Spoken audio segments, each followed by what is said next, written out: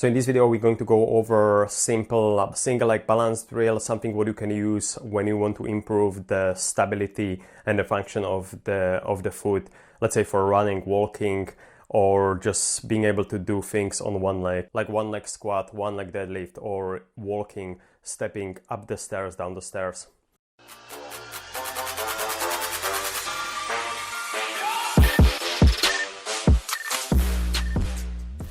So we're going to start basically just standing on one leg and just practicing the single leg stance.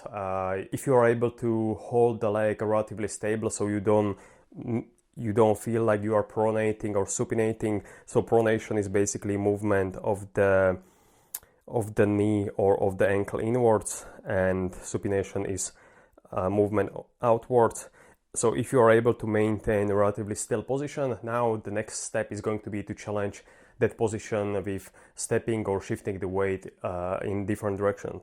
So we can do it basically, like I said, few different cones just to give me a little bit of sense of direction where I want to reach. When I'm starting with the clients, usually the simplest way to do it is basically let them reach forward with the leg and just put a little bit of weight over and then just step back. Notice how the weight is being shifted over the foot. Same basically, let's say like diagonally. Then they can go forward into this, or they can go backwards into that. What this kind of movement is going to do, it's going to shift, I'll show you on the other side, it's going to shift the weight over the foot into, let's say on the forefoot, when you're reaching forward, back on the heel when you're reaching back. It's going to force it into a little bit of supination when you are reaching outside of your body, and it's going to force it a little bit into the pronation, so you're going to collapse the arch a little bit when you are going inwards. This movement is perfectly normal, so we should be able to train this. Depending on what is your goal, you might choose basically to keep the arch reasonably rigid and to resist that motion, or you might practice letting the foot supinate or pronate going inwards, or resist the pronation. So it really depends on what is your goal of this drill. So the next progression, when you are putting the weight, then it's going to be basically just touching, gentle touch basically into the same direction. So maybe going a little bit backwards, going a little bit over like this, over, and basically maybe the diagonal direction too.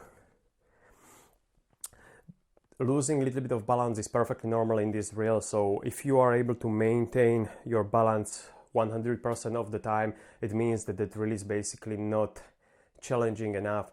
So next, maybe what you could do is just don't look where you are going, but look forward and then just try to feel basically where you are going without looking. You can basically pick something almost like far away where you're looking at, and you can do the drill like that.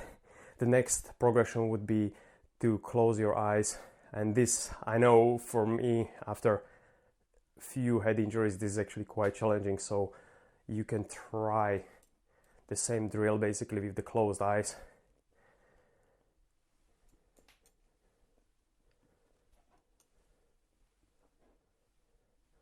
Just to see if you're able to touch the same spot, if you're going to have the proprioception, because our balance is usually a combination of few things. One is definitely visual, one is auditory, so what we hear.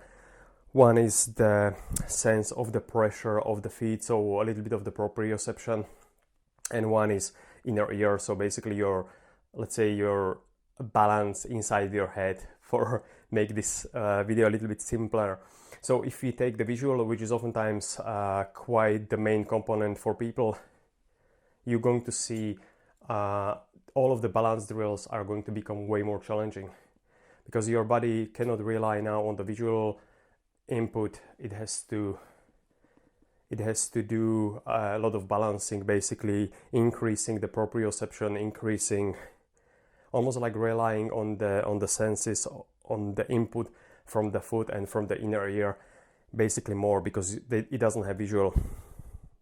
So this would be the progression. So I will again just go over quickly. So first is just balancing on one leg, then it's basically balancing with the closed eyes, Then it's going to be just stepping and putting the foot down into different direction.